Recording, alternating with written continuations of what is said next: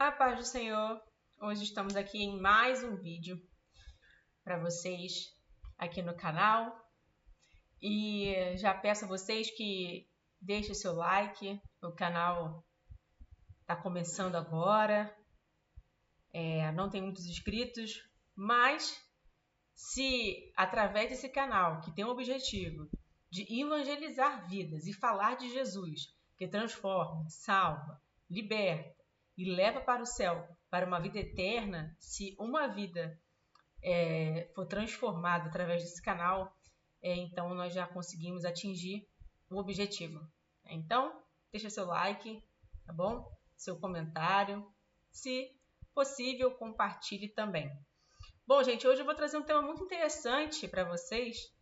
Eu já estava, desde semana passada, querendo trazer esse tema para vocês, falando, né, sobre a relação das últimas descobertas científicas com o milênio, e o que isso tem a ver. E eu vou mostrar para você na Bíblia. Então, vem comigo que eu separei algumas coisas para vocês. Bom, ciência avança na reversão do envelhecimento. Então, tem cientistas já que fizeram descobertas promissoras sobre o envelhecimento, para retardar o envelhecimento, né? Quem é que gosta de envelhecer? Ninguém. Nós sabemos que o envelhecimento ele é consequência do pecado de Adão lá no Éden. Por isso, nós envelhecemos, por conta do pecado que está nessa dimensão terrena, né? O Cronos, que é o tempo que nos rege nessa dimensão, ele aprisiona a gente. A gente fica submisso ao tempo Cronos. Temos horas a cumprir para tudo, principalmente para trabalho. Hora para consulta, hora para eventos, né? Tudo tem um tempo ali cronometrado para a maioria das coisas. Eventos, a maioria das coisas tem horários cronometrados, até mesmo os cultos, né? Horário para começar, horário para terminar, enfim. Então, nós vamos ver aqui, gente, que o tempo Cronos, né, ele também tem a ver com o nosso envelhecimento, não só a gravidade, né? Uns atribuem, de forma científica, atribui o envelhecimento à força da gravidade. Mas não é bom. Eu não acredito nessa justificativa científica. Eu acredito que está na Bíblia. Envelhecemos não é por conta da gravidade. Envelhecemos por conta da consequência do pecado cometido por Adão lá no Éden. Mas, no céu, a boa notícia é que todos seremos jovens. Não haverá ninguém velho. Tá, gente? Nada de pecado haverá no céu, inclusive envelhecimento. Mas, Grace, o que tem a ver o envelhecimento com o milênio? Qual é a relação disso? Onde você quer chegar? Bom, vou mostrar para vocês aqui. Vou ler só o anunciado aqui, o início, né, da matéria, para vocês entenderem. Vidas de ratos foram prolongadas em cerca de 4 meses e meio, equivalente a mais de 10 anos para seres humanos.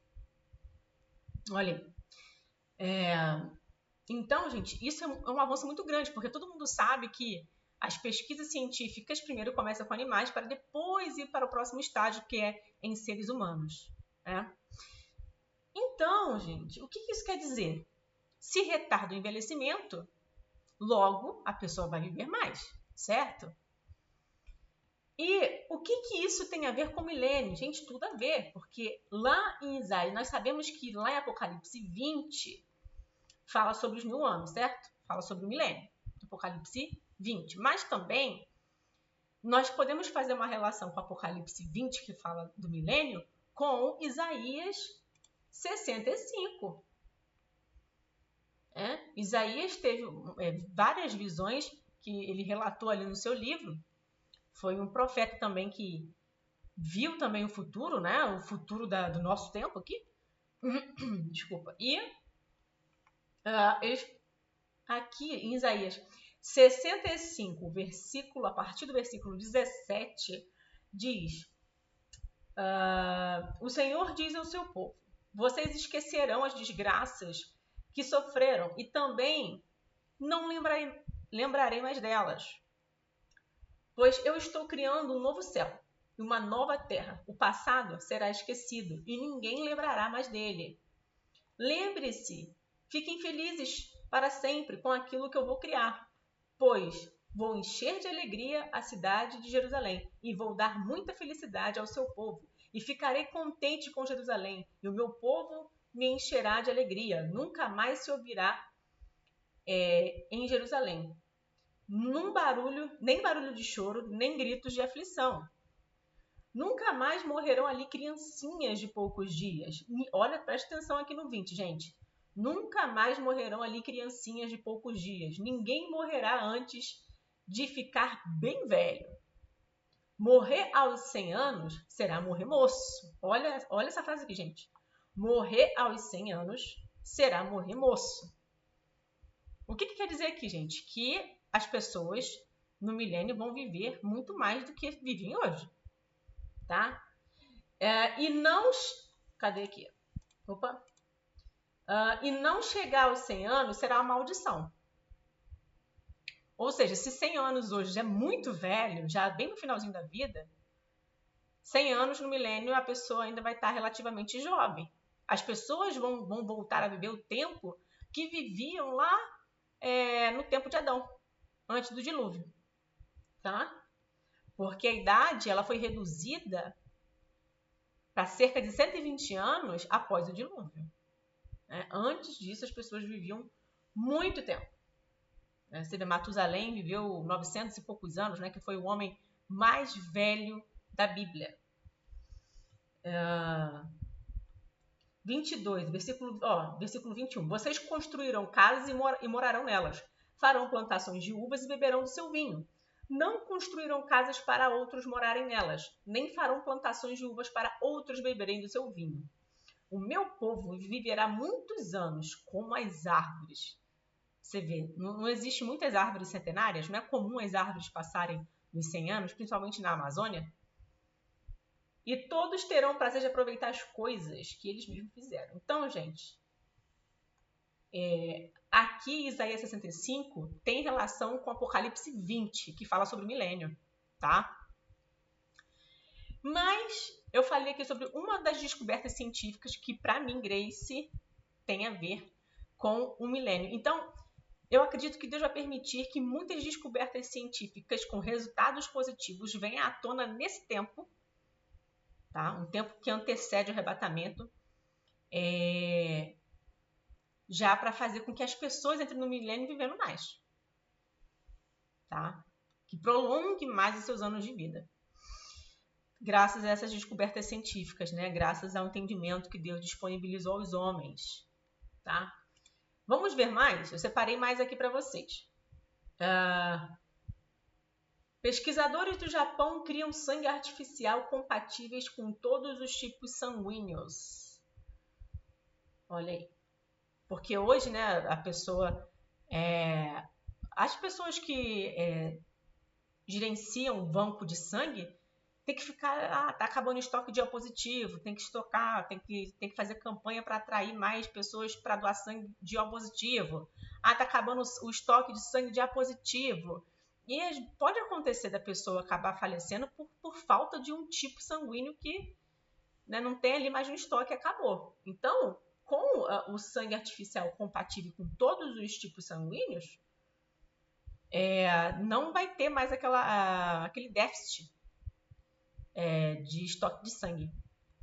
E às vezes a pessoa deixa de receber ali porque, por exemplo, se tiver muitos pacientes para receber sangue e poucas bolsas de sangue, alguém vai acabar, infelizmente, perecendo. Mas com o sangue artificial compatível com todos os tipos, não haverá esse risco. Pela primeira vez, cientistas conseguiram reverter a resistência a antibióticos em laboratório. Uma outra vitória. Nós sabemos que tem bactérias que têm mutações no organismo e elas ficam resistentes ali aos antibióticos, né? E aí os médicos ficam perdidos sem saber como matar essas bactérias que resistem ao antibiótico. Mais uma descoberta, um avanço importante. Cientistas conseguem produzir em larga escala células NK que atacam o sangue.